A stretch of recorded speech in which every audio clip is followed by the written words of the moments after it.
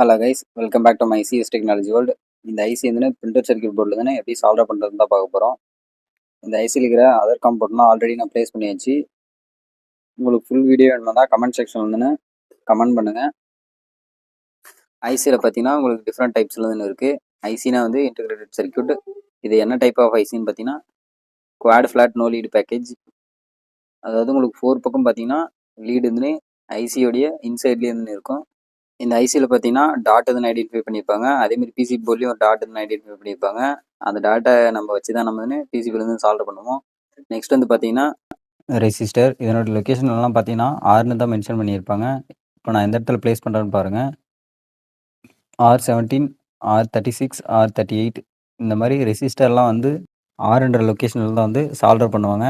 இதுக்கு நான் ஆல்ரெடி வந்து சால்டர் பேஸ்ட் வந்து வச்சுருக்கேன். ஸ்டென்சிலை யூஸ் பண்ணி எப்படி சால்டர் போடுறதுன்னு சொல்லிட்டு கமெண்ட் செக்ஷனில் கமெண்ட் பண்ணுங்கள். உங்களுக்காக அப்லோட் பண்ணுறேன்.